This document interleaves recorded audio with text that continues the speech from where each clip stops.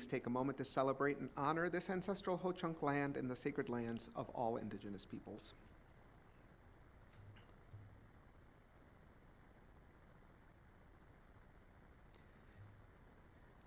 Will the Secretary please call the roll?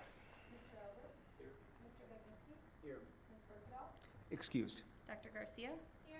Dr. Jimenez? Here. Mr. Manka? Here. Mr. Newmeister? Here. Dr. Sprague? Here. Ms. Sukla? Here. A quorum of the Board of Education is present, so the regularly scheduled meeting of June 3rd, 2024 is called to order, and we'll now have the Pledge of Allegiance. So please stand and face the American flag.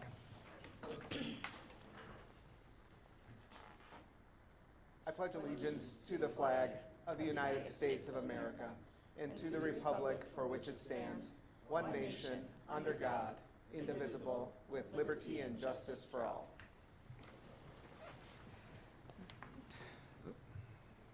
Pardon me. All right, tonight's agenda has previously been distributed to the board, and I entertain a motion at this time with a second to approve the agenda as submitted unless there is a motion to amend. Is there a motion to amend? Hearing none. I would make a motion to approve the agenda as presented. I'll second. Moved by Dr. Sprague, seconded by Mr. Manka to approve the agenda as presented. All those in favor, please signify by saying aye. Aye. All those opposed. Motion has carried. We'll move on to public speakers, of which we have none. So then we'll move on to the superintendent's consent agenda. The consent agenda is a mechanism used by the board to deal with routine business that must come before the body. Does anybody want to discuss the one consent agenda item? Mr. Bagnevsky, question? It's not, I'll talk about the consent agenda. I mean, my concern or my interest was, do people that leave the district, do they give an explanation as far as why? Yeah, we do conduct an exit survey, Yep. and then we report those results in December-ish with OE4. And so we'll have a report of that, and we've got some metrics that we're tracking. And just as for a sense of folks, our retirements and resignations are down pretty substantially this year relative to last year, so.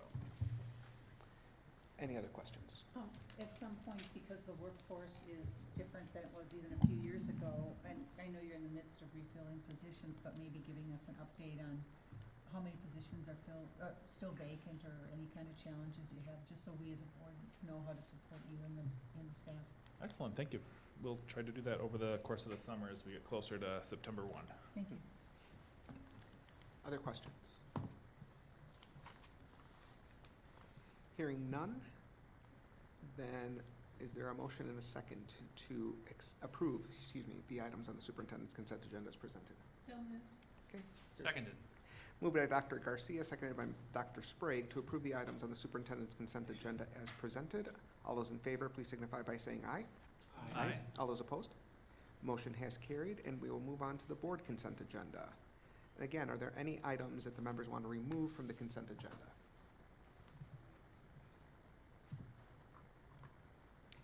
Hearing none, is there a motion and a second to approve the items on the board consent agenda as presented? I'll move to approve the consent agenda. Second. Moved by Mr. Newmeister, seconded by Mr. Alberts. You got one in there. To approve the items. He was a game with Brad here. Yeah. So again, moved by Mr. Newmeister, seconded by Mr. Alberts to approve the items on the board consent agenda as presented. All those in favor, please signify by saying aye. Aye. All those opposed? Motion has carried. And we will move on to Operational Expectations Monitoring Report, OE10 Learning Environment under Matters Reserved for Board Action. Dr. Engel. So this is by and large the same report brought last time. However, based on the discussion at the board table, there was an interest in capturing a broader range of behavioral responses, such as restorative justice. And so on page 3 at the top, indicator 5, we added some language. So now it reads, the use of significant behavioral responses, for example, restorative justice, out-of-school suspensions, disciplinary referrals, pre-expulsion orders, and expulsions are appropriately resolved based on criteria outlined in the Code of Rights and Responsibilities. And so the way I imagine this being reported in the future is both kind of a count of how often these are used, and then an alignment to our Code of Rights and Responsibilities matrix to ensure that they're used in the right situations. And so, for some of them, like restorative justice, there's usually, those are good opportunities to use that, but there are some cases where it's not appropriate if the folks involved don't want to participate, and the rest will be able to align to that matrix. So that's the only change that we made based on our conversation from the board table last month, 2 weeks ago. Questions? Mr. Minka? I should have reported about this earlier too. I had questions about OE at 10-1, indicator 1, 80% of students respond affirmatively to the annual student climate survey and gain feelings of safety, belonging, and support at school. I'm curious if it'd be useful to increase that to 85% for, I know we have the youth risk assessment survey result coming in, but for the next cycle, try to see in the next 2 years, see if we get that up to 85%. Yeah, certainly open to improvement for sure. The initial benchmark that we had set for last year was 95%. And what we found is that for one of those elements, support at school, it seemed reasonable to approach that. However, when we looked at like national benchmarks and standards, 80% was closer to what we were seeing kind of across the nation. And so that 95% mark for some of those indicators was just kind of unrealistic. And so we haven't quite hit that 80% mark yet for one of those. And so I think your point's well taken that as we see success with this indicator, as things continue to go up, we would want to continue to strive for more. I think we just cleared the 80% mark on one and are just under it on another. This is based off of, so I looked at the 2021 results. Which results are we getting the most current ones from? I don't have the results up. I have to go back to another board meeting.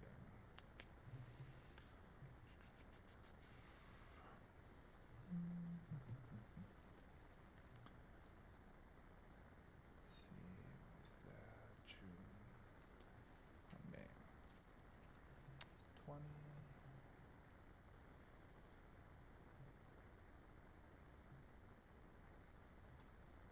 Those are the changes. Let's see if we could have added. The initial read time was presented on April 15th, and then with recommended approval, May 6th. Thank you, Laura.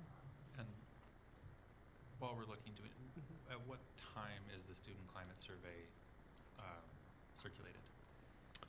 It's given in the spring of the year, and so then it's just in time for us to be able to report these results. Okay. And hopefully each year we have the YRBS results, but that's not always the case. Would there be any value to splitting out the percentage, because we have safety, belonging, and support at school? And those are three different things, and while we want all of them to be high, I think as a board, at least from my perspective, belonging, we can impact that in some way, but a lot of that has to do with fellow students and a climate at the school.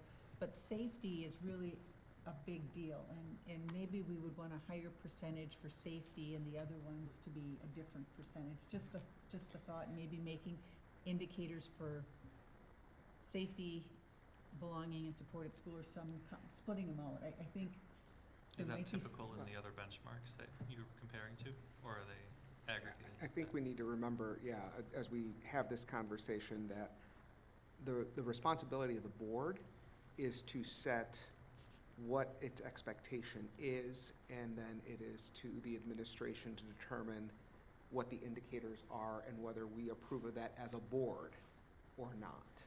So if any changes we want to look at, really they are brought forward by the administration. We could push back and say, no, we would like to make these changes, but in the end, we are addressing that. And so it sounds like we've got quite a number of questions here. I'm concerned that we're delaying the passage of OE10, because this is now going to be the third meeting that we're going to be looking at OE10. So again, I think the questions are good. I think they are exactly where the board needs to go. I do also think the board just made those changes last year, if I remember correctly, and so I think given an opportunity for a pattern to emerge might be good to then determine where do we go from there. Yeah, I think leaving it as is for another year would be beneficial to understand where things are. That said, I think as we see things, I think this is year 4 of monitoring this, and coming out of the pandemic, we're starting to get more consistent data in terms of kind of in this new normal. And so, I feel safe at school is at 80% last year, 83% this year. So, we could certainly shoot for a higher number. Our goal would be 100%, right? But we're also realistic. I feel like I belong at school was 76% last year, 78% this year. So some progress, but we're not quite even at the 80% benchmark that we'd initially set. And to Ms. Sukla's point, as it relates to there's an adult at my school who will help me if I need it, we were at 93% last year, 94% this year. There's an opportunity for different benchmarks as we move forward, and that one has remained consistently in the mid-90s. In terms of, what success looks like and whether it's growth or a benchmark, there's lots of different ways to approach those things, and so we're certainly open to that discussion as we move forward. I'm excited that we're looking at this in the first place. As I've said historically, and will continue to say, there's lots of things that we measure in our school district that no other school district looks at or reports. May happen at a local level in a building, but in terms of as a school district, we are head and shoulders above our peers in terms of reporting information to the school board, making it public to our community. And if you've just experienced the Crosse, you probably might not see that, but we've got a long legacy from policy governance through coherent governance of reporting really good metrics to the school board. So my point wasn't to hold up this report. My point was that clearly those 3 areas are measured separately, and so I was thinking for future reports, if we want to have higher numbers and some are lagging, that we could perhaps have some goals be higher, because that seems like that's a possibility, and not hold the whole thing at an 80% just for the future. It was not to hold up this report. No, again, I think that is a point that is well taken, same with yours, Mr. Manka, about can we increase the number? I think that this board has been very good at trying to move the needle up to I make agree it with more that. stringent. So I think one more year of data gathering, giving us that opportunity from 2021 till now to give us a good pattern to emerge. I think then it would make sense, because then we could take Ms. Sukla's idea and split it out and then see what do we want to set each one of those measures at. Yeah. Right, and so I think, over the course of time, we'll be able to really nail down what's the right percentage. I guess just my final question is with that point, or in the future, the most recent youth risk assessment survey is going to be released later this month. Do we have the power to alter, do we have the jurisdiction to, we do have to put those questions in? It's our own policy, so we can change our policies as we need. Yeah. I just thought that since the youth risk assessment survey is authorized by the state, that it would be kind of more standardized throughout the state. Are you asking if we can add Oh. questions to it? Yeah. Oh, Yeah, I don't answered think the we wrong can. question, my bad. Okay. Yeah. Sorry. We can change our policy, that's what she was answering. Right. Yeah. We can change our policy on how we evaluate the questions that the state puts forward, but you're right. Yeah. If it's a state standardized And- survey, we probably can't tamper with it. We did our best to align to the YRBS in terms of our question. So I feel safe at school aligns with the YRBS question, I feel safe at school. And then we have the same for I feel like I belong at school for both. And then there's a slight difference in the third question. There's an adult at my school who will help me if I need it. And then the YRBS says students who have at least one teacher or other adult at school to talk to. So we feel like our question's a little more pointed and draws out a better answer, whereas the YRBS one's doesn't talk about help if I need it, it's talk to, So, but what we have seen is that our students answer pretty consistently between the two of them. And if you look at the 2024 data for I feel safe at school, 79% on the YRBS, 83% on our survey. For I feel like I belong at school, 76% on the YRBS, 78% on our survey. And for the adult question, it's 95% on YRBS and 94% in our school. So there's strong correlation between the two of them. So it's a nice two pieces of data. And given that the YRBS, it's such a long delay in how it comes back, it's been a shame. So like we have the 2024 student climate data for 9 to 12, but we don't have the 2023 YRBS data, yet because we don't know why. So. Good conversation. Yes, Dr. Sprague. I had a quick question on OE 10.2 and the new indicator 5. I was just curious, well, first of all, I appreciate the definition of significant behavioral responses, and I was wondering if the parenthetical there is meant to be an exhaustive list and if it needs to be for clarity's sake. So, my dissertation advisor told me that EG is not enumerative, that it's examples, whereas IE is exhaustive, and it would be only those things. Okay. And so the use of EG there is purposeful in saying that these are some of the things we would look at. There could be more. And we do have those enumerated in our Code of Rights and Responsibilities. Yep, they outline a range of different things as well as our student handbooks that could happen. Okay. And so, well, right now these are the areas that I think would be most pertinent. There could be something that comes up in the future, and as opposed to changing an indicator every year, we can just add the new thing. Or if we see something throughout the year as a response that we want to capture, we'd be able to add that as well. So I've got in my notes to think about breaking out 10.1 for the future and thinking about different levels of benchmarks for those, and we'll maybe see how things play out for next year. And then for 10.2, I think we're flexible to respond to the types of behaviors, responses that our board wants to see.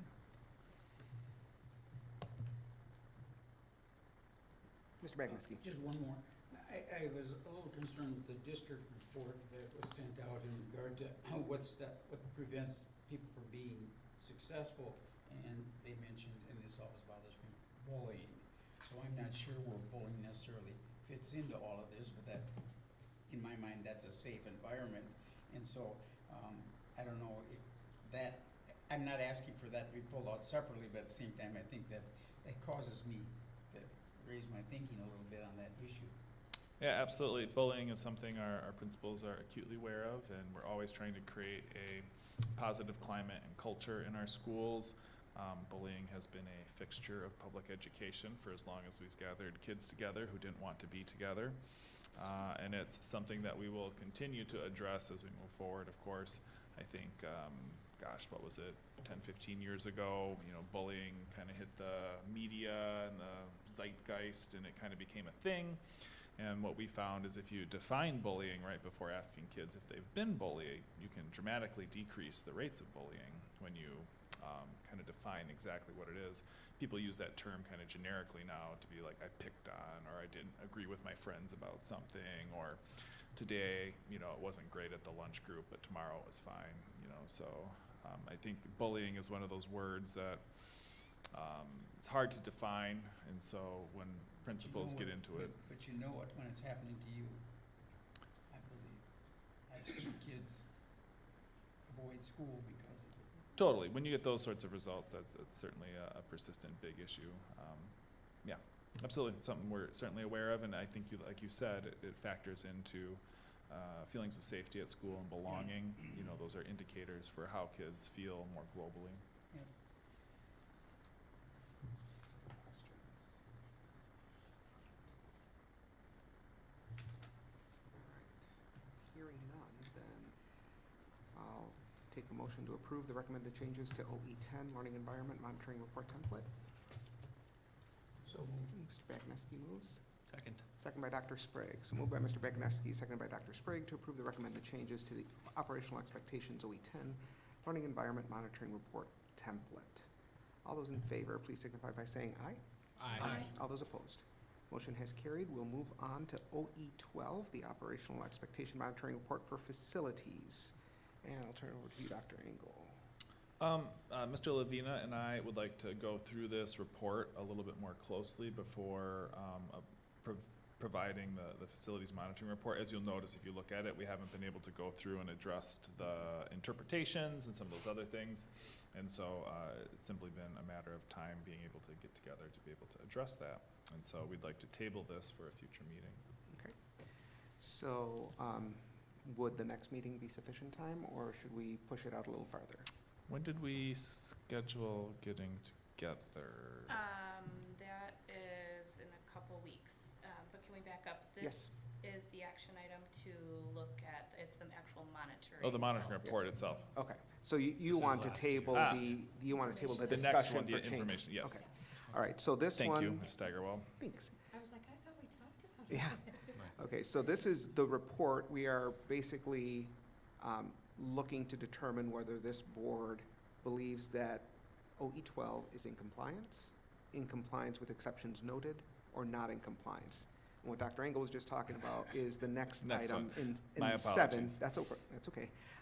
Which talks about, just like what we did just now with OE10, where we talk about, are there any changes that we want to see? So this is just the monitoring report that was discussed at the last board meeting.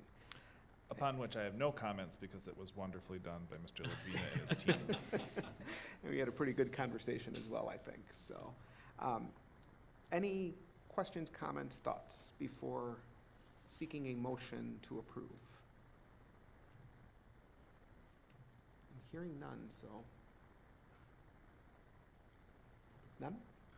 All right, then I will accept a motion to approve, to determine are we in compliance with exceptions noted or not in compliance? What is the wish of the board? Would be the motion say that we're in compliance? So if you look at the motion options, you would read all of number 1. Oh, do I have? Maybe you didn't have it. It's I'll not take there. it. at the Oh. bottom of All right, that. I'm gonna copy from. Gotcha. Awesome, thank you. In regard to monitoring report for policy OE12, facilities, with respect to the provisions of policy B/SR5, superintendent accountability, the Board of Education concludes that the superintendent and district are in compliance. Seconded. Okay, moved by Mr. Manka and seconded by Dr. Sprague in regard to the monitoring report for policy OE12 facilities and with respect to the provision of policy BSR5, superintendent accountability. The Board of Education concludes that the superintendent and district are in compliance. All those in favor, please signify by saying aye. Aye. All those opposed? The motion has carried, and then we will move to table OE12 facilities discussion on recommended changes. And, First We- meeting in July, okay, Dr. Jimenez, if that's all right. that. It will not impact our ability to complete the report for next year at the same time. Okay, so that would be July 1, if I'm correct, Ms. Steigerwald? Mhm. Okay, so the motion is, without objection, the board can table without having to take a vote. We would just say without objection. If there is an objection, then we need to take a vote. But at this point, without objection, we will table this item until the July 1 board meeting. Is there any objection to tabling this item until then? Hearing none, then that item will be tabled. We will discuss it on July 1. And we'll move on to 7.02, Operational Expectation Monitoring Report, OE2, Emergency Superintendent Succession. And I'll turn it over to you, Dr. Engel, to discuss that. This is a very simple OE. The expectation of the school board is that in order to protect the board in the event of sudden or expected loss of superintendent services, the superintendent shall designate at least one other executive staff member who is familiar with the board's governance process and issues of current concern and is capable of assuming superintendent responsibilities on an emergency basis. The indicator indicates that the superintendent creates a succession list with at least 2 names in order of succession that will fill in for the superintendent on an emergency basis, be filed in the superintendent's office and made readily available to board members and administrators. And there is an attached succession plan that will be filed on July 1, updated annually. Questions from the board? And historically, it's been the associate superintendent of instruction and then the director of secondary education. One question I would have is, once upon a time, when Mr. White was still here as the director of HR, I believe we had more than 2 names listed. Has there ever been conversation or discussion about encouraging others to obtain their superintendent's license, to have a deeper bench? Yeah, we have a number of folks that could fill in this role, and Ms. Sprang is one that could certainly as well. We've trended towards folks on the instructional side, given that the kind of daily duties often relate more to managing instructional crises. And so that has been the primary reason for focusing on that side. In terms of whether they have a superintendent license or not, that would be more or less necessary depending on the board's will. Somebody can always fill in. The way I read the policy, it's not actually required that they have a superintendent's license. Is that true? That's correct. It is not required. No. Is there a value to promoting that more broadly on its own? I think in this case, it's that familiarity with the board's governance process. And so, Ms. Sprang, Ms. Everson attend regularly, the associate superintendent does. And so those are the reasons that those folks would be best suited. And because we prefer the instructional side of the house for these sorts of issues that arise, the associate superintendent and the director of secondary education are good individuals to identify for that role. They're at board meetings on a regular basis. They understand the board's processes. They have that broader scope and understanding of what the board's expectations are. But it could certainly be, a principal or a director of HR or anyone who's got that broader understanding. So this is more for my curiosity. So why is it historically usually the director of secondary education that's usually in second? In this case, because Ms. Everson has an superintendent license, Ms. Sherrill, our director of elementary ed, watches all of our meetings certainly and is engaged as well and presents from time to time. But in this case, based on my assessment, Ms. Everson's the best person. And based on our conversations with the folks involved. This is not done to anyone, this is done with them, based on their comfort and everything else. So we're all in agreement. I asked Ms. Sprang about this, and she said, no, I think Ms. Everson would be a great person. Would there be, since our policy doesn't require a superintendent's license, and in the, God forbid, event we have to invoke this policy, would there be any limitations to the individuals filling in if they, in fact, don't have a superintendent's license? Are there limitations to what roles they could, things they could do or not do? Only for a permanent hire would it be a challenge. The evaluative processes that require a license could be transferred to somebody else, so that wouldn't be much of a barrier either. You certainly want somebody you require to have somebody with a license in the superintendent role. And so that in and of itself is important. As far as a short-term, period of time to get through something, it's not particularly crucial. In any number of school districts, a principal will step up if the superintendent is suddenly unable to perform their duties, or you hire interims or work with a local school district to provide something on the short term. But we have plenty of capable folks in our school district, and I can think of 5 or 6 people that have superintendent licenses in our school district, so we would not have a shortage of qualified individuals who are also licensed, who I would completely trust to fill in that role for a period of time. I'm just curious, so a policy like this is not actually required by state statute. This is just the complexity and size of our district sort of warrants good prudence in this. It's a coherence governance thing. It's, just prudence and governance, make sure that there's somebody assigned. In every school district I've been in, regardless, we've always had something like this. When I was in a small school district as the high school principal, I was, the elementary principal had been there longer initially, so he was the number 2 after the superintendent. And then when we had turnover there and I became the tenured person, then I was the number 2 person if something were to happen. And when I was a superintendent in Gale Electric Trempealeau, I established a hierarchy as well. Partly because I go backpacking in places where there's no cell phone reception, and if there's a problem that arises, we want somebody to quickly be available. Or a snow day, if for some reason, you get into a car accident, you've got to address your own things, then you need somebody else to be able to fulfill those roles and duties. Our be a surprise. Our Exactly. policy is predicated on the board's only employee is a superintendent. If there isn't someone in that role, then we have to have clarification who would fill that. So that's why we have that policy. Great conversation. Any other questions?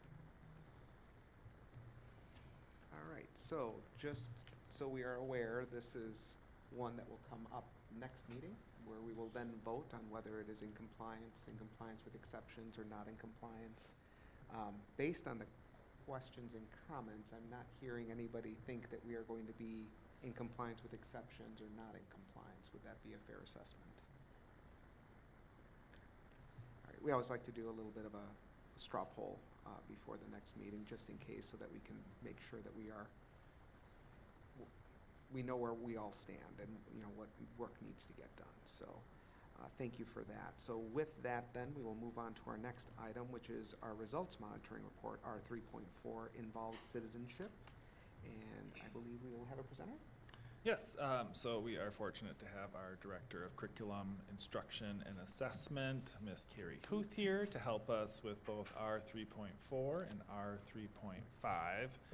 And we'll work through first R 3.4, which could be quick. I'll turn it over to Ms. Huth. I am requesting for us to table R 3.4, and it's my understanding, being new to the role, that last year the indicators were revised, and there was a request for a different type of assessment. So I met with Dr. Engel, and at this point have assembled assessment that looks more like what was presented last year. So in turn, I would like to table it so that I can further meet with our curriculum coordinator in science to work with him to match our assessment with our indicator based on the standards, the science standards. So I'd just like a little more time on 3.4. Would a next board meeting at the 17th be sufficient, or do you need more time than that? I would like to request July. July, okay. Is there, Yeah, I would just follow up to Ms. Huth. We had a good discussion at the board table last year around this one. Historically, the policy said, it indicated that students should be able to do environmental activities, which was a great goal. However, it put a large burden on our teachers to be collecting and recording and, you know, finding these opportunities, things they do naturally but maybe don't always write down. And so then at the end of the year, when they're trying to remember all the good stuff they did, it created a burden on our teachers that we didn't prefer. And so we changed, the school board changed the policy to write demonstrate an understanding of good stewardship as opposed to practice good stewardship. And so the goal moves from doing to learning about, which is our primary endeavor as educators, is to help students learn. And so there was just, with changes in our instructional resource office, some miscommunication as we had this kind of sudden change to move from this new policy, from the old policy to the new one. And so we just need a little bit of time to gather up the evidence. And we're pretty sure we have it. Our teachers have done great work. They've taught environmental lessons. We'll have assessments that we can capture this information from. We just need a month to put it together to give the board what they asked for. I know we spoke of this quite a while on last year's meeting, and we do put a lot of unneeded stress on our teachers adding this kind of language to it, so I'd much rather have her take her time and just make sure we get it right the first time, or the second time, or the third time, whatever it's going to be. But I do agree, we might as well wait and get her done. Yeah, as I recall, part of the discussion, and I remember having questions about it, was around not just measuring the number of activities, but trying to get some gauge of the quality of the activities, and if that's the time you need, perhaps. Or So the what, impact on students. or the Yes. impact, yeah. So what we have here is what you're saying is more akin to last Correct. year's monitoring. Okay. Correct. and then just to verify that, just like the previous one that we tabled, this will not impact the timeline moving forward. This is just a one-time thing, just to make sure that we've got it correct. Correct. Wonderful. Yep, we're knowing our teachers teach this content. We just need to capture it in the right way for this last year, and we'll continue to do that good work for next year. Wonderful. All right, so we can handle this one the same as the other one. So without objection, we will table our 3.4 involved citizenship monitoring report to the July 1st board meeting. So is there any objection to tabling this?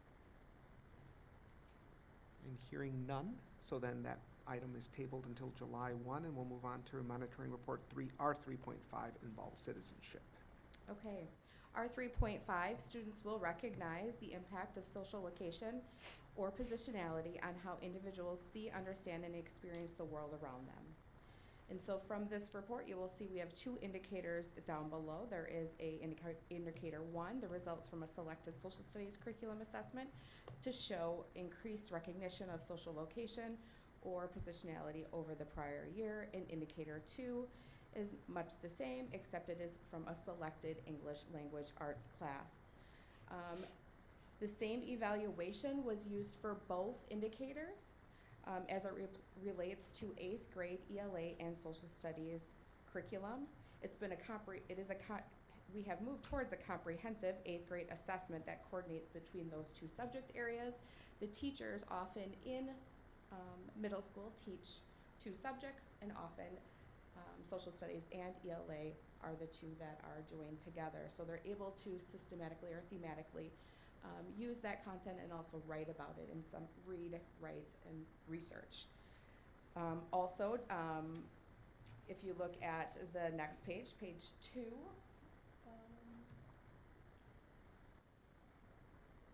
you will notice that we have historical data from 21-22, 22-23, and 23-24. The rubric that is being used is a rubric that brings in a social studies standard as well as a writing standard.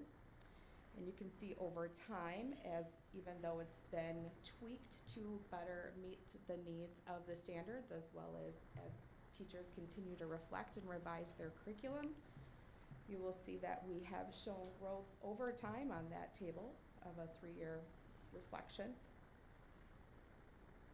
In this current year, we have 12% of our student advanced, 40% proficient, 20% approaching, 13% not yet, and we had no evidence for 15% of our students.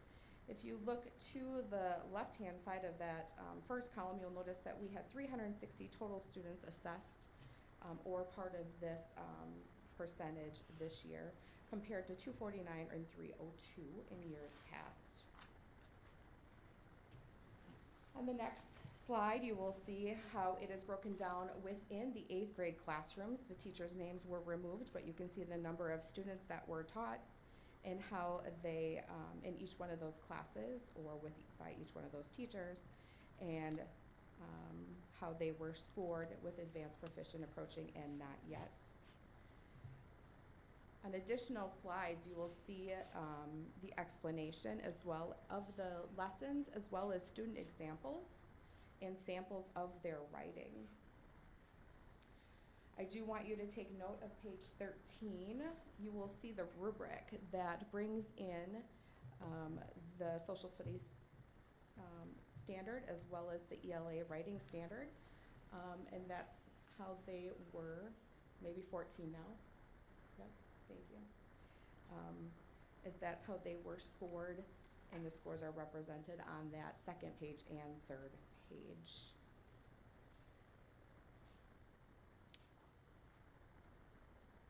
Sooth, I have a question about the fact that only of the 3 years presented, only this year had 15% of no evidence students. That was a significant number of students, and presumably this is an assignment that was like just recently completed towards the end of the year, and they're maybe still in the process of collecting that. Was that done differently in the previous years when we didn't have that problem?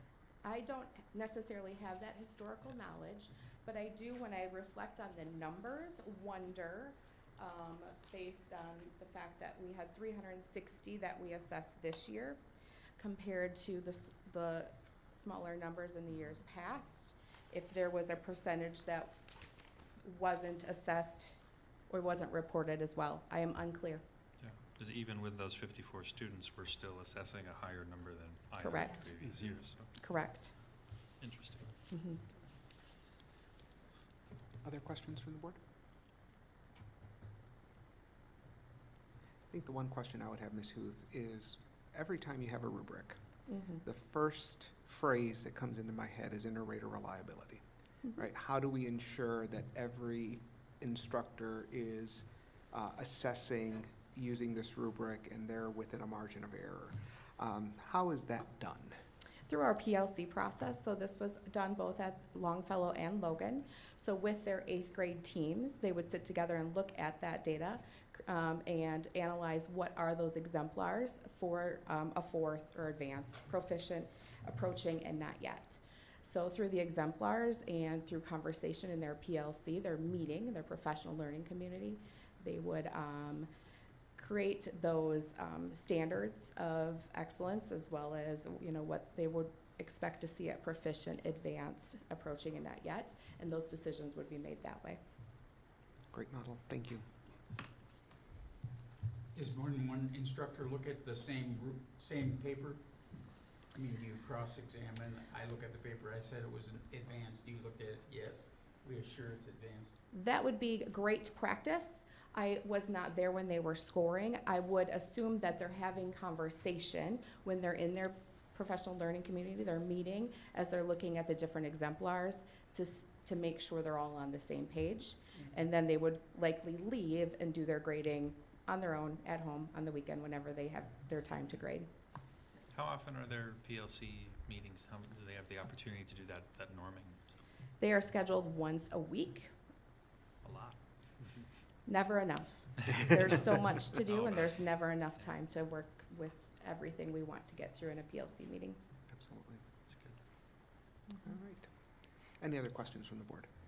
Is, you know, is this the only place that they do that? I mean, are there other assessments so they gain practice with this? It's not just on this particular item? Correct. They're practicing along the way.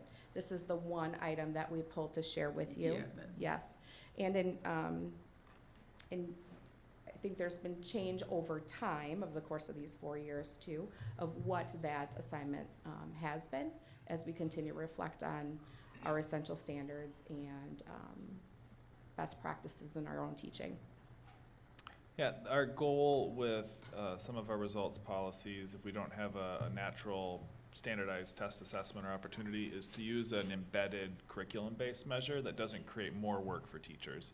So of course, they're already going to be assessing these standards, so we just ask them to choose a topic that also aligns with an interest that the district and the board have. And so that's not a challenge for our teachers to identify something that, you know, talks about positionality, but also talks about history explaining patterns of change or writing arguments to introduce or support claims. And so our teachers are working on this throughout the course of the school year. In this particular assignment, we just ask that the topic be something that's relevant to something else we're doing. And so it's easy enough to integrate into their whole scope of work without being a significant burden on our teachers. Other thoughts? Okay, so this is one that, again, we will vote on next month, or excuse me, next board meeting. One thing to point out for the board is that results monitoring reports, we talk about reasonable progress, which is different than being in compliance or not, right? And so this is another reason why it is good to have some good solid patterns of data, because we want to make sure that we're understanding what reasonable progress is. And if you've paid any attention to the board conversations for the last 2 years, we had some pretty robust conversations trying to figure out, after the pandemic, what does reasonable progress mean, and what the patterns that we had prior to the pandemic don't necessarily carry over after the pandemic. And so trying to figure out, what does that mean? So we can definitely have that conversation as we move forward, but just to point out the difference. Operational expectations are we in compliance? Are we in compliance with exceptions noted, or not in compliance? Results policies are we making reasonable progress? Are we making reasonable progress with exceptions, or are we not making reasonable progress? Okay. So just to ensure the board has that bug in their ear for the next meeting. So Ms. Huth, thank you very much for your presentation. Well, we are moving right along. So we have some good conversations to have now on the referendum update and outreach. And so just a reminder to the community that Thursday, June 6th, from noon to 1, there is a virtual session. So we would encourage anybody who is able to join us to please join us. At this time, I'll open it up to the board to have a conversation about how things have gone so far, questions that we've had. We could talk about the evening session that we had last week for the listening session as well. So open it up. Dr. Sprague. I don't know if on the LCPS referendum fact sheet that was distributed to us before, is this a good place to offer some open feedback and discussion on our reactions to it? I would love that. I've got a copy to hand out physically for folks too. And then the FAQ that had handed out at the, So Dr. Engel is going to be handing out the flyer that was part of the agenda, as well as the frequently asked questions that was shared at the last listening session. I think I have that copy. sometimes it's nice to look at a physical copy. Thank you. Long live physical media. Thank you.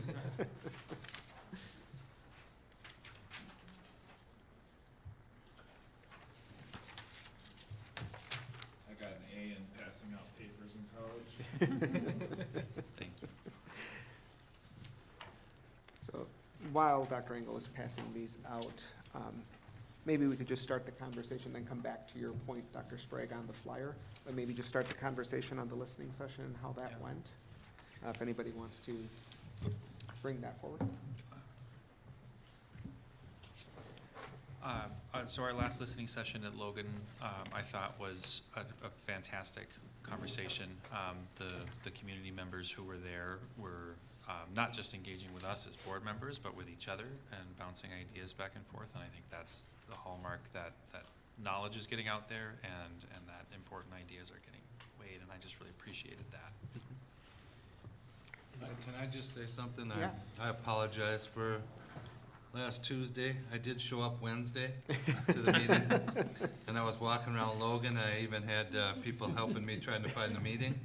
So I don't know if it was the holiday or what was going on, but I was so sure it was Wednesday and not Tuesday, so I apologize for missing that. But I did call a bunch of board members, like, where are you guys? They're like, not with you. I'm like, well, fair enough.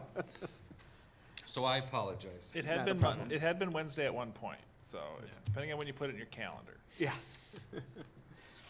I think what I appreciated of the listening sessions so far is that we've had lots of great questions, as well as some good, crucial conversations about how to get communication out to the community. I don't know that we can over-communicate. We can continue to try to communicate in multiple ways. We are still trying to find that magic bullet that will get us communicating with every single individual. If somebody can find that out for us, I'm sure you'll make a ton of money. But we will continue to try to communicate to the community as a whole. There was some good questions that were raised. One being, why did the school board not follow the Facility Advisory Committee report? And I think that that is a question that we have tried to respond to at this board table, that the Facility Advisory Committee report was a piece of the puzzle. The Facility Advisory Committee had a charge that was different than the ability of the board, yet we still took that information to heart and we really dug deep into it in order to get to where we are today. So it was definitely not something that, was put away or, shelved as soon as it was completed. It was definitely part of the conversations. I think another question that was raised that I keep hearing is, well, what about the middle schools? We keep hearing that the middle schools are a challenge and that we need to do something about them.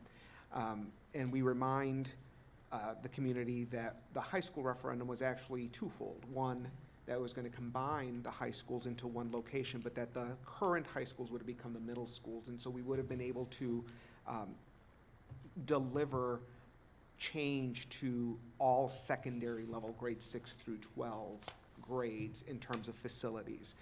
That referendum, the community did not agree with, and that is totally fine. And so we did make an adjustment to the middle schools, and we closed Lincoln Middle School. So now we have 2 middle schools, one north side, south side.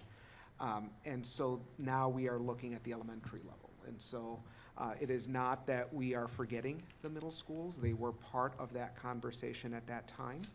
And doesn't mean that it will not come back up again. Our facilities still have concerns, for lack of better terms, and really it comes down to just deferred maintenance, right? I mean, it's really just that issue of how do we fund the maintenance that is needed for all of these facilities with declining enrollment, with declining state funds, and not being able to take care of things like inflation that nobody expected to get as high as it did. So I think that that is something also to consider, and which gets to the third question, if I remember really hearing, was so why the elementary level?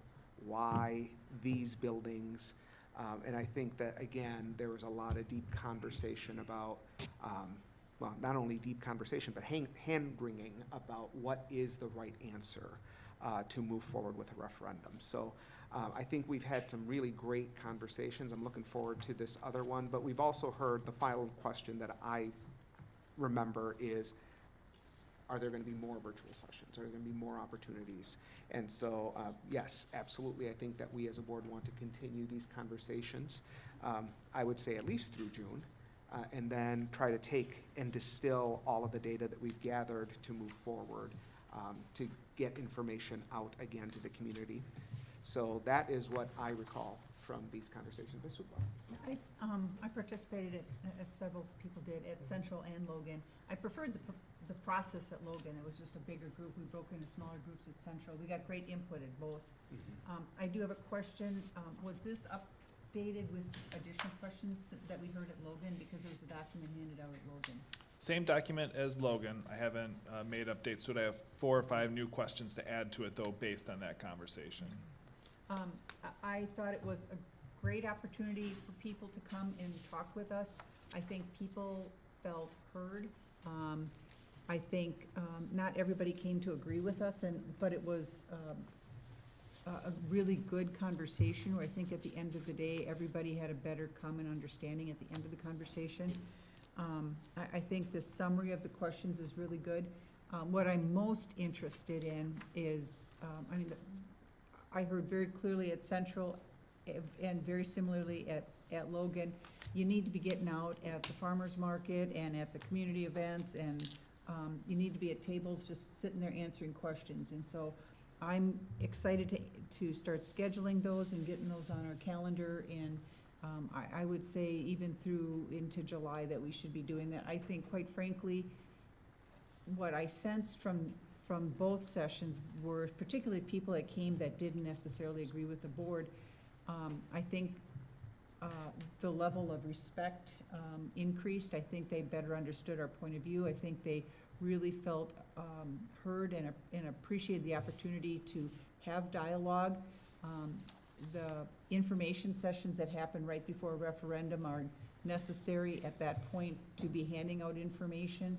But I think the public is really hungry for the opportunity for dialogue. And I think that's, while we didn't see a lot of people show up, I think the conversation was really rich, and I think is just really an indicator. And the reason I'm jumping around, sorry. The reason I'm excited about going out in the community is in both groups they said, it's nice that we came to you, but you need to come to us. And so I'm looking forward to hearing how we plan to schedule those. Other thoughts? I totally agree.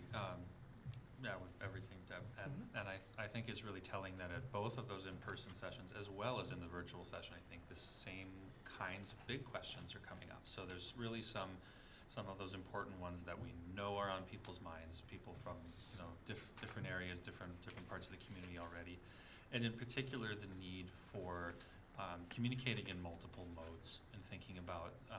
The specific request was made at both the in-person sessions for visualizing these changes in important ways. And I think that that's one of the best opportunities we have when we are out there. And I hope I can go to all the Moon Tunes concerts this year because the lineup looks really good. And I'm looking forward to being able to do some of that. I think this is a great start to that.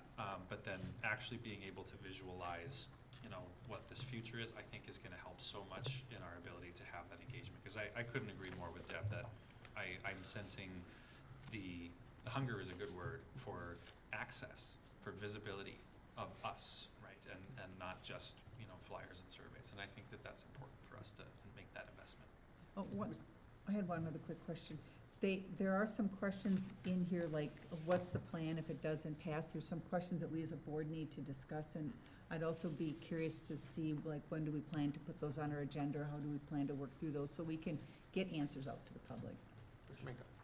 All right, not to repeat everything, I'll just go back to some question right here is, in a future one, I like that we have the QR code, it's very nice and readable, just looking at it right away. There's also a place where they can reach out for questions in the QR code that will, I believe it's the standard one sent to the board. I guess like my question is, would it be appropriate to also add to the QR code, saying if they have any questions, they can reach out to us in future, or would say like renditions to piece of paper as well too. We're going out to them, but when they, Does the QR code route just to the FAQ page or to the landing page of? It'll go to the referendum page, Okay. and there will be for more information at the bottom, there'll be a place to contact folks. oh, did I miss that?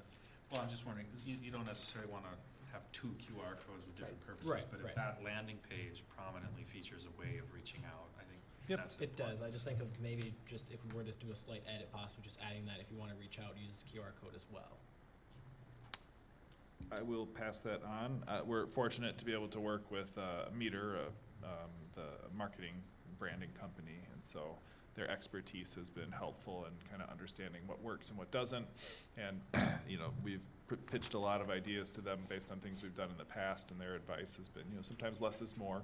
We want to make things accessible so people get what they need without complicating it too much. But I will definitely make all of your notes today. That's the And one pass minor those tweak on. I had, but I love seeing the visuals on this, and again, a lot of these questions, just looking at a first look through, this is my first time looking at this. It answers a lot of the questions I've seen also at the roundtable events, and it's a really great start, looking forward to it. Thank you for that feedback. Do we anticipate, I know it's been brought up numerous times, a rendering of what the school will look like, and do you think we'll have, is there a timeline on that so people can start to take a look at that? Yeah, those are nuanced conversations more so than I thought historically.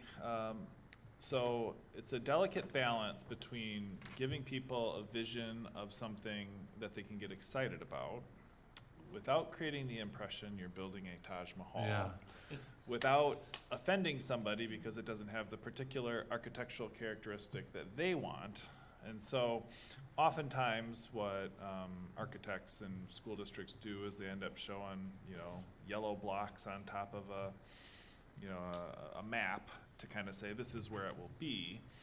In fewer cases, they kind of get a rendering of that front entrance. And when they do, it's typically for very specific projects like gyms or performing arts centers or pools, or football fields, because it's pretty easy. You're going to get what you're going to get. With a school, it could go a lot of different ways. The addition at State Road would be easy, but it wouldn't be particularly attractive, you know, so to speak. Whereas the front entrance of a new elementary school could be phenomenal, but you've got to bring in teacher input and that community neighborhood input. We might want to either match the historic character of buildings that have been here before, or match the character of the neighborhood around, or create something new that stands out. And so it's interesting when you talk to people, like I too want something to visualize. I want a poster, and I want to be like, look at this amazing thing we're gonna have. And then you talk to people who've been in the business a while, and they're like, well, there's some drawbacks that you gotta consider if you do that. So we're in the process of thinking that through, and that's what I want. But I don't wanna shoot ourselves in the foot before we get started, because we're poisoning the well for folks who are like, all that brick, that's gonna cost a lot of money, we don't want that. Second part to that, if I could. And maybe we can even make it known that this is a rendering, however, we want community input on what they'd like to see in this school, especially in the neighborhood, right? Because it affects them the most. And to get them part of the, I guess, you know, part of the plan to what it will look like, what would work best in their neighborhood would be a nice thing, as long as we make it clear that this is our, you know, beginning of a rendering, this is our, you know, if this is for sure not the the final product, but this is what we believe it could look like, but we want to get community input on what they'd like to see.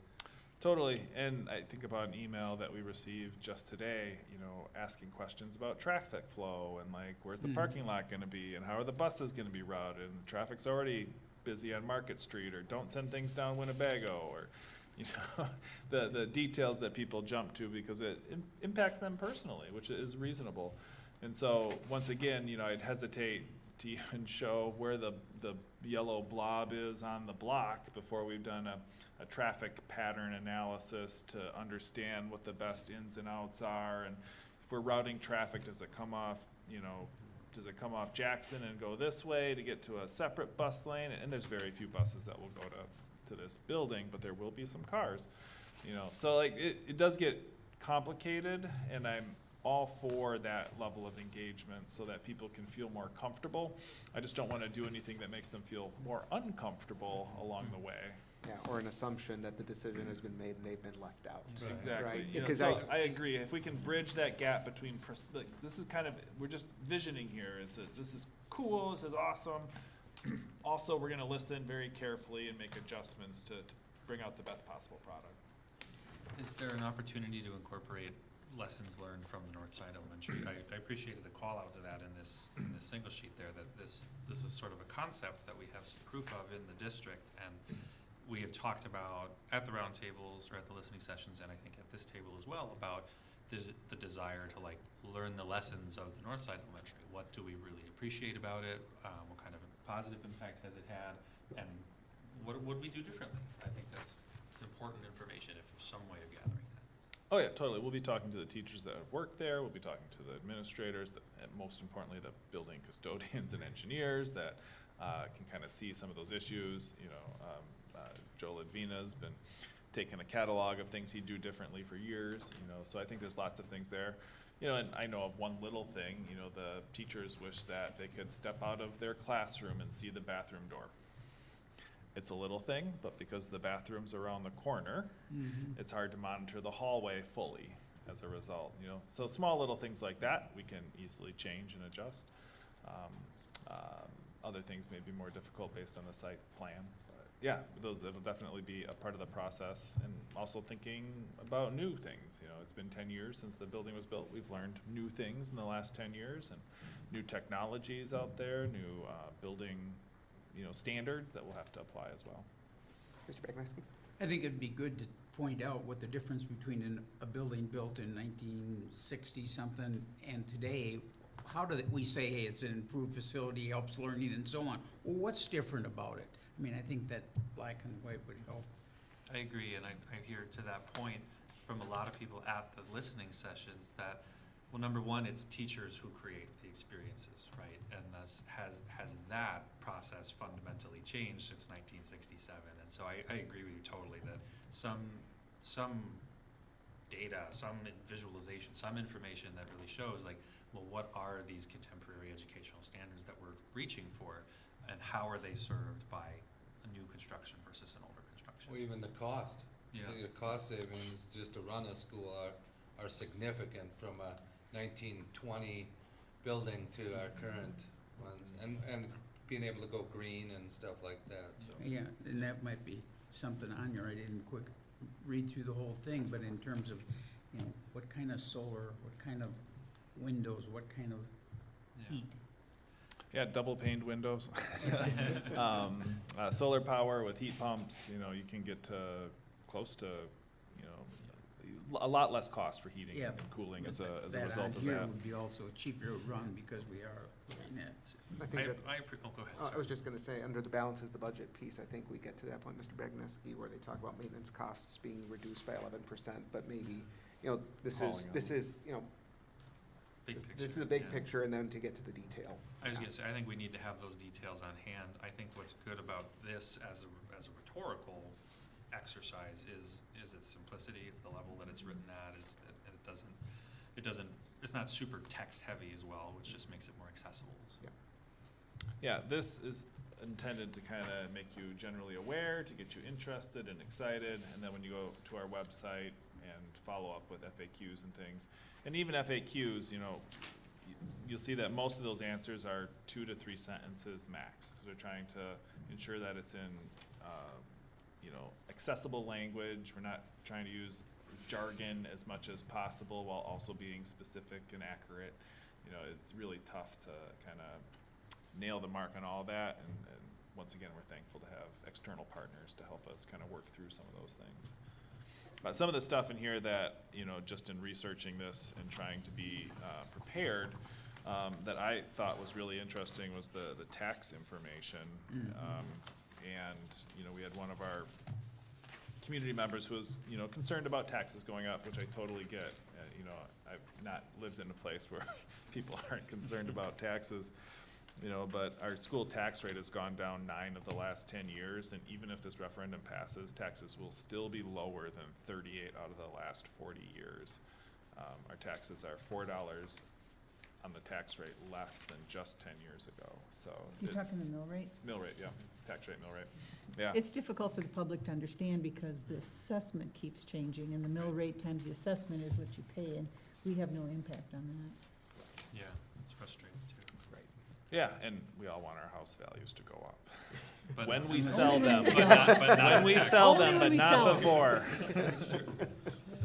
I mean, I'd like to get a house myself eventually. Speaking of finances, I have a that's a question that, this 53.5 million, does that include the interest what is the amount that we would actually borrow? Is that this amount? 53.5 million. That is the amount we'd borrow, that isn't the actual cost of construction? Because there's cost of construction and interest. That does not include interest costs. Because theoretically, we would never do this. You could levy $53.5 million in year one and not pay a dime of interest.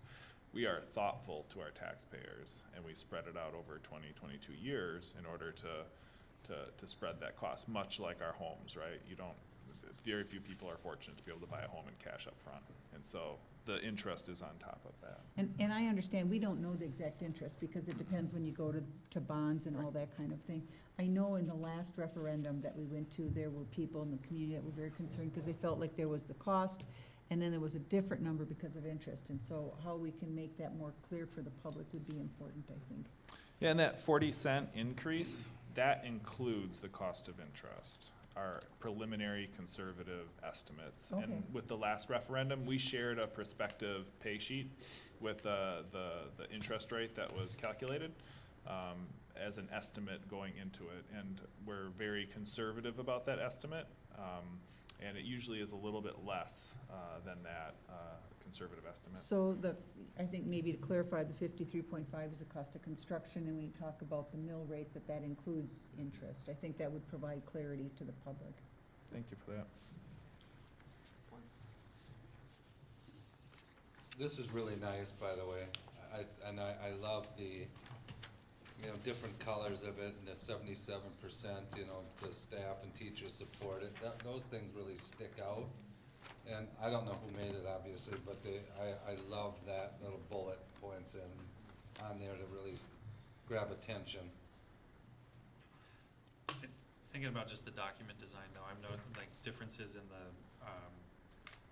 the color of the font, and I see online, there's a shading around the challenge to kind of highlight it that doesn't really come through in the print version, and I wonder if there's ways of just making that standard, because on the backside, the text is all, it's a little light, and I do worry, and it's also, I know we're constrained by space here, but thinking about accessibility for a reading public, making sure that we're using good fonts and everything. I mean, it's in many ways passes accessibility It's kind of standards. hard to read it, especially for a guy my age without glasses and squinting sometimes. Maybe a little more bold. Just, on yeah, it. making sure that the contrast of the main text is high across the board, I would say.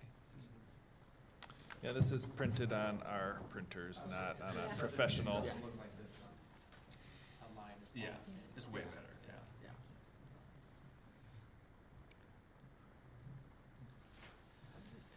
Other comments? So will we doing some scheduling for additional sessions tonight? Well, I wanted to or- hear if we were Oh, going to okay. have any more So, conversation and then get to that as Okay. the last piece.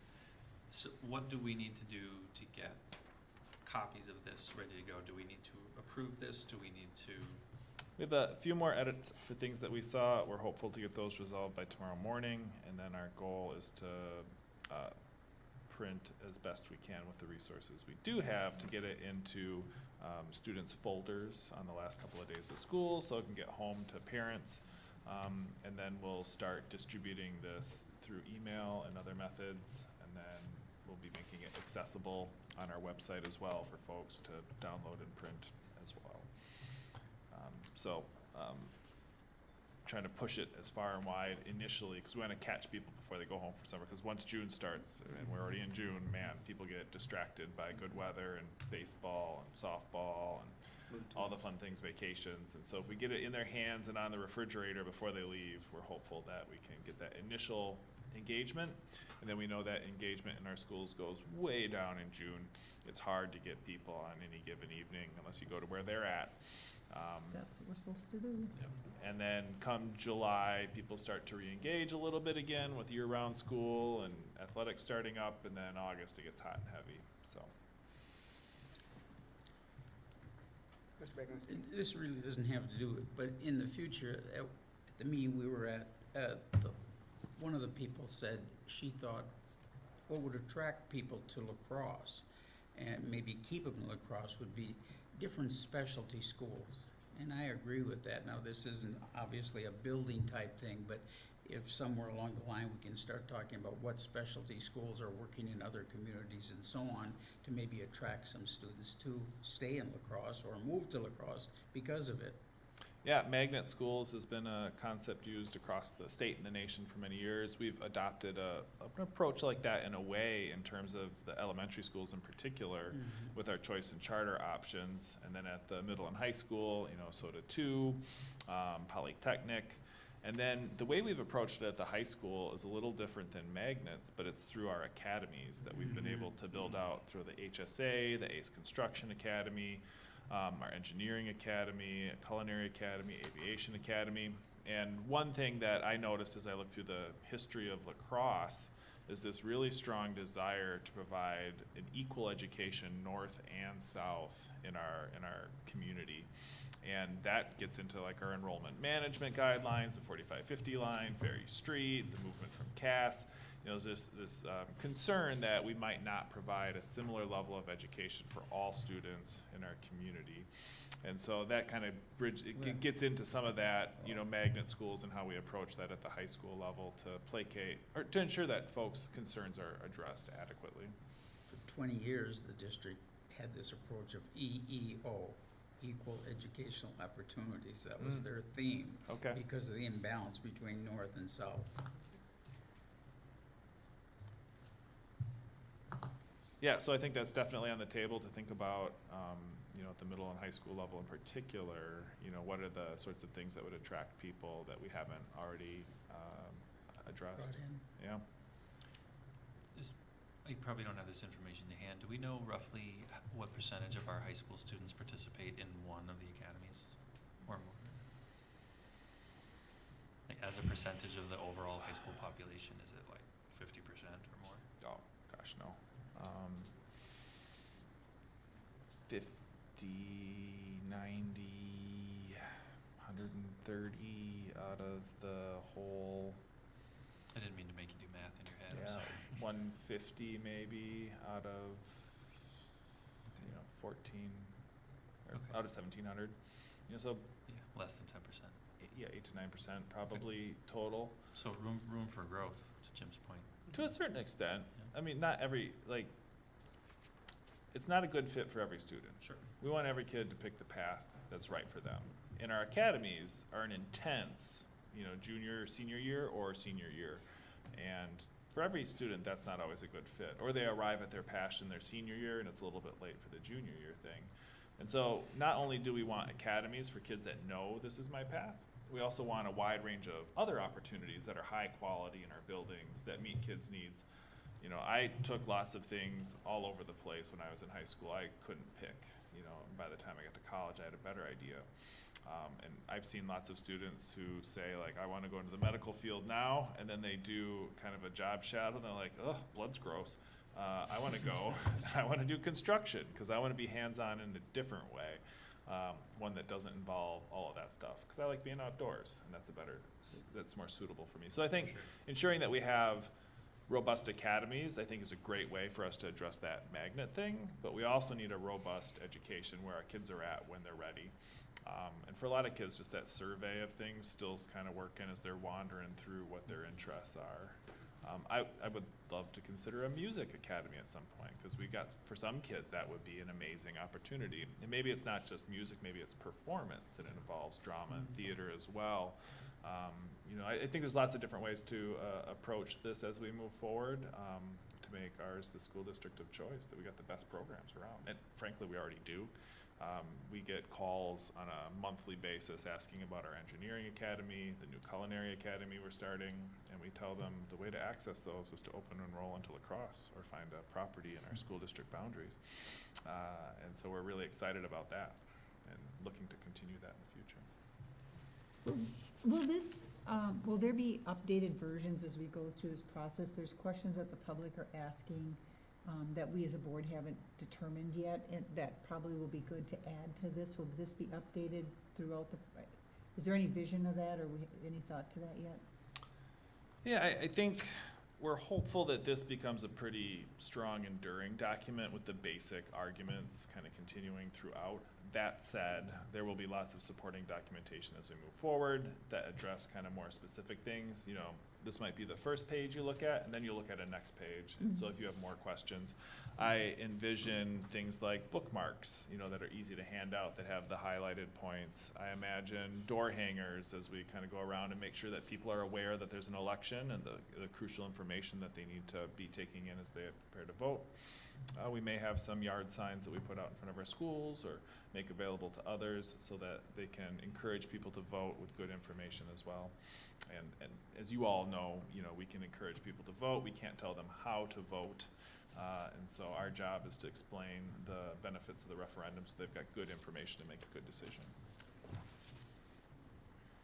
As I recall from the discussion at Logan, we had talked about kind of two different purposes for the kinds of community sessions, and continuing through June. I think you mentioned, and I think to Deb's point, on gathering information, gathering questions, listening, trying to figure out how to talk best to the community. Do we want to talk more about dates then? Yeah, like I said to Ms. Sukla, I wanted to make sure we got the whole Yeah. conversation That and seems like done, a and good then goal. that could be the last thing to finish up, is just seeing what dates are available, so. So knowing the limitations of June.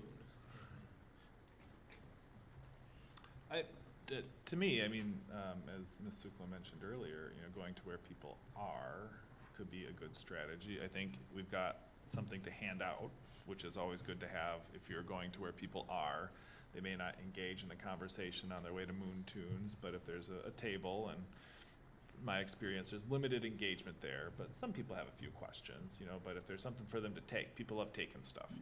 And so if there's a sheet or something else for them to grab, and then they've got some information, and maybe as they're walking out, they've got a question, or they know that you're a school board member, or there's a community or an administrator there as well to help out. Then it's just a matter of, if you're going to where people are, what are those events, and are there people that are going to be there, and then getting them scheduled. Not everybody always lets you crash their party, especially when they view it as a political thing, either. So. And I don't know that we'll be inundated with lots of in-depth questions, but I think other piece of it is just the public knowing we're there and we're interested in hearing from them, whether they ask a question or not, will, I think, help change some of the tone of the dialogue in the community. I think you're absolutely right. You could even go to logger games and stuff like that, have a little booth there. Most people won't stop to see it, but there will be those that do, and if they have questions, it's well worth being there. Are there particular events, we can work with Nick and Meter and think about like a schedule of some, bigger events in the community. I hear Moon Tunes, I hear loggers. Are there Farmers Market was mentioned by the farmers public market? at both That's sessions. a good consistent event. I feel like the county board had a table at Juneteenth last year. I'll be out of town that weekend, so I can't. How about Riverfest? Want to do that early, you don't want to do it too late. I'll take the 11 o'clock bucks. What about reaching out to like neighborhood associations? And, I mean, to be honest with you, there's a few of them that have reached out to me, and if we reach out to them. That's a great really suggestion. important. Yeah, I know that the previous referendum, we did have a lot of neighborhood associations ask for board members to come and do a presentation, so I think it's a really good point.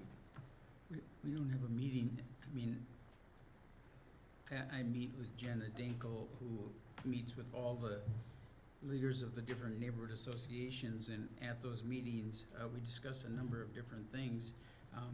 We don't have a meeting in June, we just got an email to that effect, so July, I would imagine we'll have a meeting, and so then I could That'd be great. share We get on whatever. the agenda.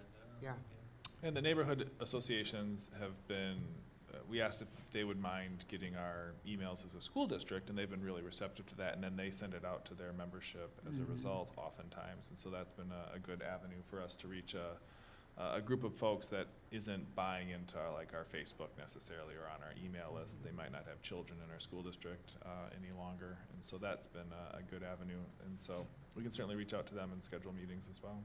I think we should also be thinking ahead to when PTOs resume meetings in the fall and just being on the early agendas for their first meetings, because we'll be getting close to election day then, so. PTOs, open houses, those first start of the year events, and then certainly football games, basketball games, the athletics calendar. Can't do everything everywhere. You could go to something 3 times a night. But it's not just the school board, right? It's a school district effort, and so all of our administrators and a lot of our teachers are going to be interested in being a part of this effort as well. I think one thing to clarify, as this process happens, there's what we've been doing, which are essentially listening sessions, which I think, again, has kind of been a good pressure relieving valve where people can come in and say what they think, good, bad, or otherwise, and which is different than information sessions, which will be really vital as we get closer to the referendum. And I want to be really clear, as we think about scheduling these, they're different kinds of sessions, and when do we switch from one to the other? That's what I meant by the different purposes for Yeah. the Right. meetings. That's Yeah. very Yeah, true. and there's also a piece I think we need to consider is that as we go through June and maybe decide into July, and we go to these types of events, what is the purpose? Is it to listen, or is it to provide information? So I think that we also need to be careful that as we talk through these, we also state what is our intention. But do we need, as individual board members, so say I'm at a table at Moon Tunes, right, while my kids are out listening or whatever, and I am engaged in discussion. I'm handing out flyers, but then what about when, somebody wants to talk? Am I, or how am I limited in my ability to, respond, right? Obviously, we need to be careful about what advocacy looks like. I think it's information first and foremost, trying to answer the questions with the information we have on hand. Is there any kind of training that we need to be able to do that effectively and appropriately? Yeah, I think it's just, committing to common messages. So if this sheet, is kind of our common message, and we've got a list of FAQs, then I think bringing those with you to be prepared would be, an answer for trying to stay on message, so to speak. And then, if need be, prefacing I'm here as a school board member. I don't speak for the board right now, but I'm just here to provide information and answer questions. And, if you were at the community listening sessions, that people require answers. You can't just listen, right? That's not going to be satisfactory. And so it's a reasonable give and take, and maybe it's 60% listen, 40% answer in any given time. And even when we have information sessions, it's a lot of listening. You're giving people an opportunity to work through some stuff and ask questions, and then you're there to help, reflect, what they're experiencing, and then also to provide some new information as well. So going back to Ms. Sukla's point about when's the dividing line, right? I think that that's key because, for example, if we were to do something in June, I think that it would make sense for us to be doing some more listening than speaking. Obviously trying to answer questions, but still, hey, that's new information we have not received. Happy to take that and make sure we've got that information to bring back. But at some point, we need to switch. And we need to switch to, we have met as much as we can. We've gotten as much information as we can. We feel like we've gotten to that point where it is now time to start moving towards, here is the information and here's what you need to know for when you vote. And is July, August, September enough time, or, you know, August, September, October, enough time to really Yeah. get in front of everybody with it? Yeah, I mean, my thinking is, personally, I think June and July are gonna be tough, right? So in my mind, I'm thinking August, September, October is really the information-heavy time. June and July is kind of, you know, the technical term, it's a squishy time. We don't know which one, it can be either, because it's going to be challenging to get to as many people as possible, even by doing and going to all of these things. Yeah. It'll still be a challenge.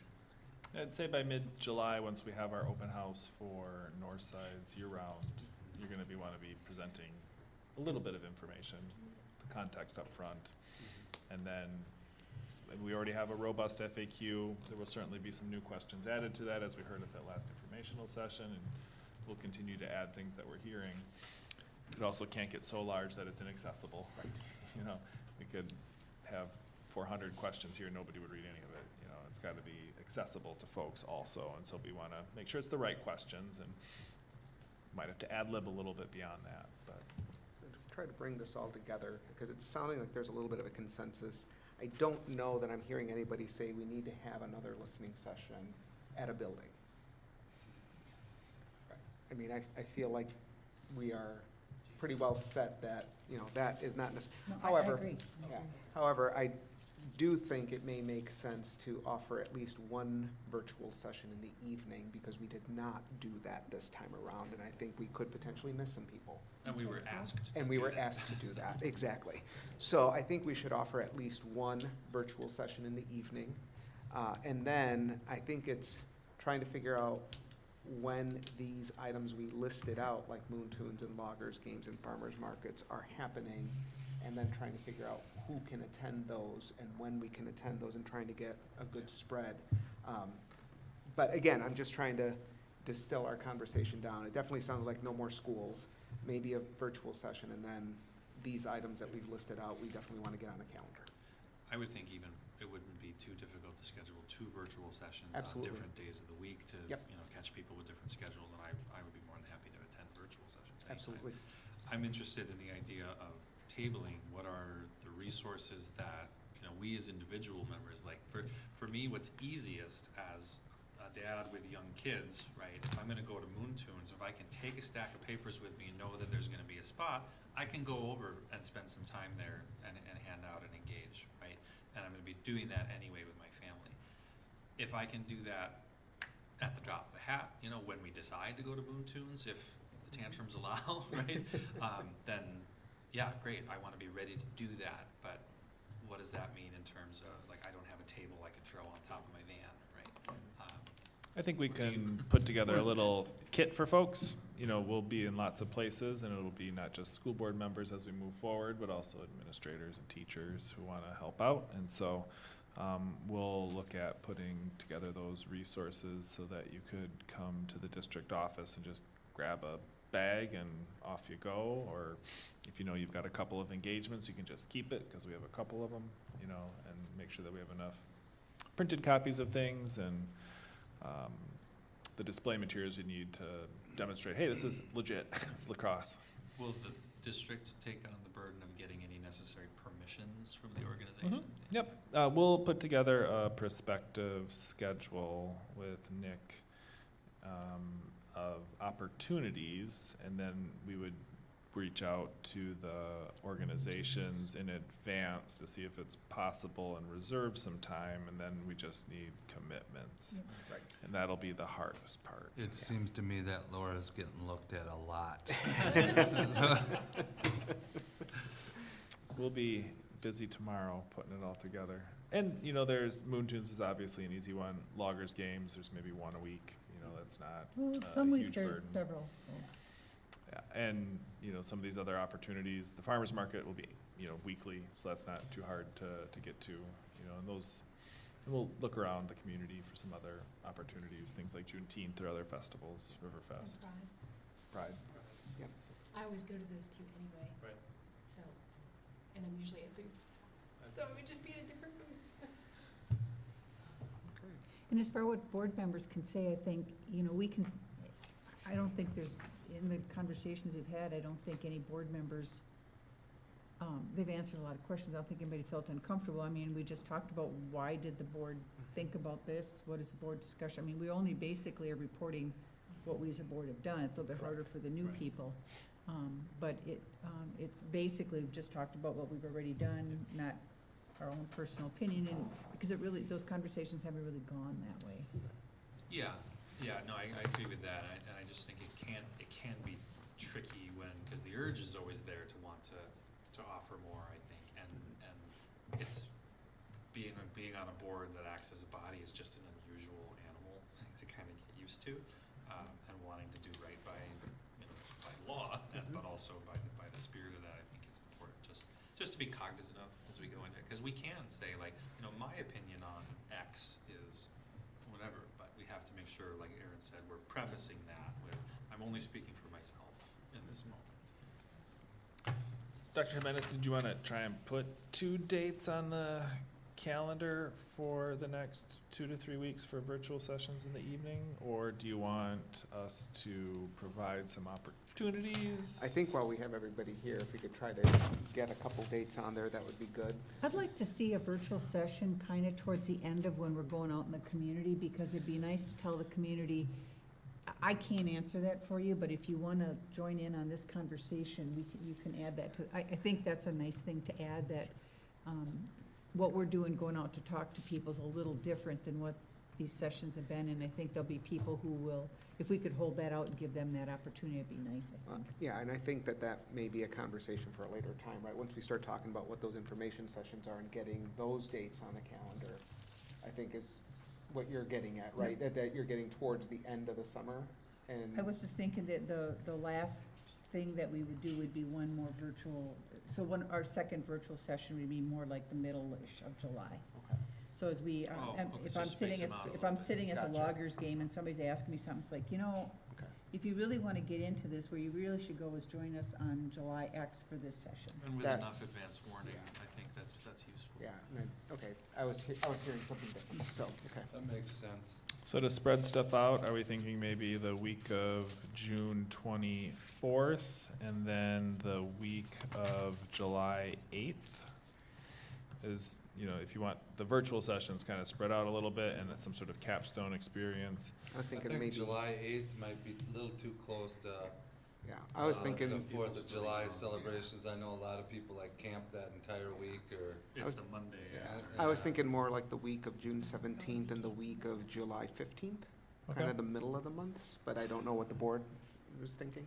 I'll be in San Diego the whole week of the Oh. 17th. I will be in Ohio for the Little Okay. League But it's World virtual, you Series. can Yeah. join us. And Yeah, this that's is true. June. Actually, I I'm might just be, being and if it's rude. in the evening, it'll be like 3:00 my time or It'll something. be I could perfect. probably still actually do I it. don't mean to Yeah. be so Would be sassy. useful to have Fine, one. I really Yeah, can. again, Can I'm we just, just I'm monitor throwing this? ideas out there in terms of like a middle of the month Right. date, And but, honestly, for me, I've been to Yeah. all of them so far, and I'm glad to have been able to do that. It's not gonna make or break it Right. if I'm not at this one virtual right. session. Mr. Minko, you had a comment? Yeah, would it be useful to have one during the weekend? Yeah. Perhaps on, say, It's- like a Saturday, either like Saturday midday or Saturday afternoon? Well, we were asked to have virtual sessions in the evenings because we had virtual sessions in midday, and we didn't have any in the evening. Awesome. And our Weekends are experience hard. with weekend Yeah. events, it's really tough to Right. get folks to show up. Especially weekend evening. Saturday evenings. That's fair enough. So, June 18th? yeah, I was thinking, like I said, that week, so what June about June 18th? 18th at 6. It's a Tuesday? 6 PM? Okay. Then Dr. Jimenez, you had suggested the week of July 15th. Just to try to get away from the 4th of July That's a good after idea. effects. Wednesday or Thursday is a different day of the week in case somebody has recurring things. I 17th or 18th. was thinking the 18th. It's not July It's not a big 18th. deal, but July 13th is a Moon Tune thing, and there's a class reunion from the class, I believe, of 74 celebrating, so I've been invited to that particular good. endeavor. Excellent. So you're thinking June 18th and July 18th? Is that what you're thinking, or? That's the way it was landing.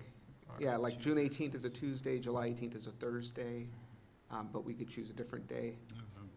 It's the Crosse County Fair, and the loggers are playing as the Old Stylers, that's all I got, On what date?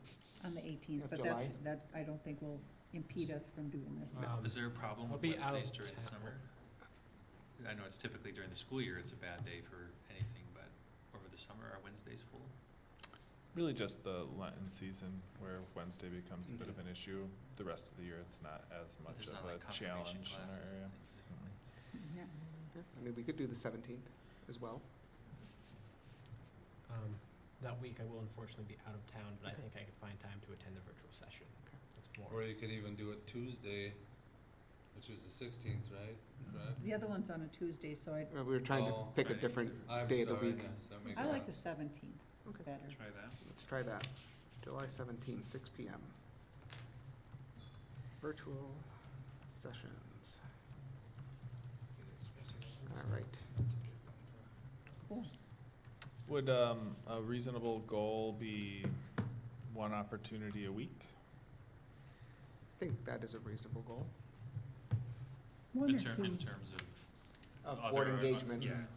I think it depends on when they are, you know, for doing Moon Tunes or loggers. I mean, Moon Tunes doesn't go over the Riverfest, so, I mean, there's just, there might be some weeks where there's a couple, because I think 4th of July week is a little bit harder unless we do Riverfest.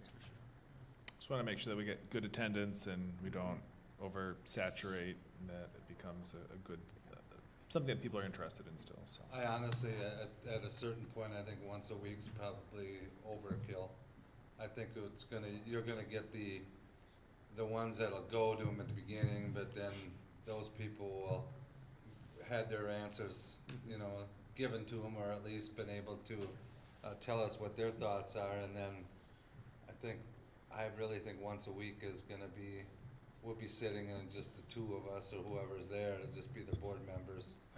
Just so I'm clear, are we talking now about, again, scheduled events that we're hosting, or At going where to people others? are. Where people So are. that's where I think, even just being the president, like, I think you're right, at the first Moon Tunes, we probably see a lot of Yeah. traffic. It The might fourth be- Moon Tunes, Yeah. probably less so, Yeah. but. More important to have a variety of things that we show up, Yes. rather Right, than right. being at Right. the loggers Yeah. game every Yeah. I was Yeah. thinking the exact same thing, because I think there's different people go to loggers, then go Yeah. to Moon Yeah. Tunes, and go to the Juneteenth or whatever, so I And then- think. Think of the Yeah. genres of the shows too, Right. right? Like, And let's in the have a end- country day, let's have a right. reggae day. Yeah, and in the end, right, I mean, once we start seeing people no longer coming, that could be a signal to us that we have received as much information as we're going to get. And then it's time to start doing our hard work of distilling that information and getting information. And that's the time to switch. So I think you make a good point, Mr. Newmeister. Yeah, and then just as a reminder, our legal counsel has provided some advice as relates to campaign practices. Have we shared that yet, Ms. Steigerwald? So we'll share that out with the school board. It's legalese, but if you get a chance to review it, it's good information. It's pretty accessible stuff. Ms. Steigerwald will share it with your email. Just good stuff to review, and basically, the big thing is you can't tell people to vote yes or no. You can only ask them to vote and provide all the reasons why they should consider the referendum. But there's some nuance and detail in there that may be helpful as you move along, just to avoid fiscal or liability as we move forward. That's exactly what I was asking for. Yeah. Well, and, you know, the other things, potentially to, you know, if we don't have something going on, or if there's more board members who are looking to get engaged, we can always think about, you know, coffee shops or other places in town where people gather. So we may want to consider that opportunity as well. So let's try to be as open-minded Drag as we can. Coffee with the board. That would be the most boring meeting. Mr. Albert? If we have, say, somebody that reaches out to us, what's the best way to communicating to the board? Just send out an email saying like, hey, this is a date that potentially we could go to, or, I mean, cause I hear a lot of, like, let's do these things, but, and that's, right, so say a neighborhood association has a meeting in July, and we find out about it, how would you like us to communicate? Probably the easiest thing would be to send it to Laura and then Aaron and then you could blind copy the board just to Okay. ensure that we don't have a walking quorum by somebody hitting reply Right. all. And then just sharing that information, that we could try to figure out how to put that into the calendar. And I think at this point, We'll They're- do our best to get a pretty good survey of what's out there, and if we're missing something, let us know, we'll add it. And then we'll probably have some sort of shared spreadsheet where you can add your name if you're gonna attend. And so then as we have gaps show up, we can either find somebody and wrangle, a not board member, or we can cancel and just not go, which is fine too. When we're going to events, it'll be less important to let the public know, because we're just gonna be there. Whereas with these informational sessions at our own places, we're asking them to come to us, and so the advertisement's more important. yeah, that was gonna be my second point, that I was assuming we'd have something like our linkages, where we have a listing of the linkage dates and then who is going to attend. Because the other thing that we need to consider is ensuring we put out a notice if there's gonna be 5 board members I was as gonna well. ask, do we need just to cap those less, like, formal? Okay. We just need, it's always better to notice than not. It's only if you reasonably believe that a quorum would be present. And if we're not getting a lot of people signing up, we're not gonna reasonably believe a quorum will be present. Right. But so Mike- then the burden is on us, if I decide last minute, oh, I can make this one, I really should check to make sure that, Well, but it's reasonable. I mean, so there's times a quorum could happen, but we Totally, We didn't, reasonably didn't didn't realize that they were believe gonna that be would there. ever happen. Right, okay. exactly. So it's nothing illegal on our Right. part. no, Yeah. No, it's you that go to idea a of wedding reasonable. and it turns out 3 people are related, and all of a sudden there's 5 of you there, and like, who would have thought? We won't talk about board business today. We'll stay away from each other. So, but yeah, and it's that piece of reasonableness, right, so. Quite frankly, posting these events as a possible board quorum, making it that public isn't really bad. I No, think it It's increases one our, more, it's one more version of yeah, communication. Yeah. So it's not necessarily the worst thing in the world, but it is work, and it is And the ensuring. volume distracts from the core board Yeah. business, and then people don't see the regular That was board gonna be my meetings, next and point. there's a dozen things posted on our Yeah. front door, and we gotta send these just wanna notices balance out. that. We just wanna make sure that, in the effort of being transparent, we don't just throw so much out there that people can't weed through the chaff to find the Creative ways, good yeah. stuff. Yes, right. Yeah. I think we've got some good plans, so we will wait for Dr. Engel and Ms. Steigerwald and Mr. Marcoux to kind of help us out in getting those other dates. And then it would be an expectation of our board members to try to sign up for at least one a week, but as many as we possibly can. Ideally, I think it would be great to have 2 board members at least, and especially with the newer board members who may not have all the answers, to have an experienced board member with them may not be the worst thing in the world. And finally, it's okay to say, I don't know, right? It's For always sure. okay to say, I don't know, and we will get back to you, and at least connecting with those individuals on how to connect, or how to reach back out with the information, I think is also critical. that's a good point. Okay. Anything else on this agenda item? That was a great conversation. Thank you, everybody. And we will move on to announcements. Ms. Berkedahl is not here, and I do not have any announcements other than to congratulate the administration and staff and everybody who is an employee of the school district for the great work they did this year. We are proud as board members to be part of this school district, and proud of you for the work that you do. So thank you to everybody, and thank you to the community and to the students for all of the work that they've done as well, because it takes a whole village to ensure that students are successful and reach their potential. So that is my only announcement, and I'll turn it over to Dr. Engel. Had a great retirement celebration for our retirees in the school district last week, Wednesday. Amazing to see the journey of some of our folks who've worked, in one case, for the school district for 40 years. Incredible dedication and loyalty to a great public organization and service to our community. Last day of school is Wednesday. It's a half day, so you'll get to experience the joys of children in your neighborhood every day now, all day. So their bright, smiling faces will light up our streets on a regular basis, which is exciting. Fortunately, we have amazing opportunities through summer school that occur throughout the school year, or throughout the summer. both in terms of bolstering their reading, writing, and mathematics proficiency, but also just really awesome exploratory stuff and great opportunities for engagement. And so if parents haven't been able to sign up yet, we encourage them to get in there, get their music lessons scheduled, get their trips to the farm scheduled, get their reading and writing strategies scheduled so that there's another opportunity for kids to learn. All right, and then we'll move on to the board debriefing, and I believe Dr. Garcia, you're up. It's me, it's All right. me. Yeah, I thought we had great conversations tonight. I feel very lucky when we have a night like tonight to remember how much this board cares about the quality of the learning environment. We always have lots of questions about how are we learning more about the learning environment that our teachers work in, that our students spend every day in. And all the board members had great questions about that. And I think that comes up as a big conversation on the indicators every year, because every year we care about it and every year we want new ways to approach it and get at it. So thanks. I'm glad to be part of a group that feels that way. Then we talked about,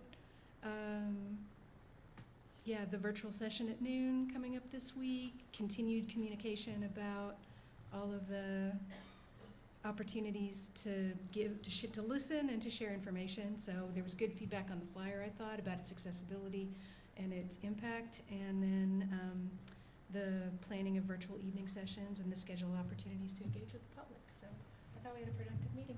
That's very good. Thanks, everybody. All right. Well, then with that, we will adjourn the board meeting, and we will take a 5-minute break and then come back in and we will do a workshop on budget. So we are now adjourned.